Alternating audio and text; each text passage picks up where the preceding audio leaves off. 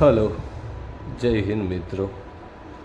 આ હતો 2001 પહેલાંનો આપણો અભ્યાસક્રમ.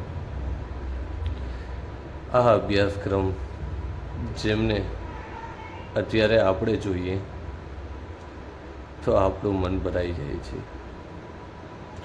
પહેલાંના સમયની અંદર શિક્ષકને માસ્તર કહેતા કે માં જેટલું જેમનું સ્તર હોય તેમને માસ્તર કહેવાતા.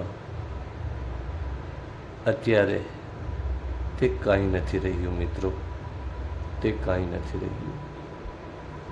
માં જેટલું સ્તર એક ગુરુ સિવાય કોઈનું પણ ન હતું.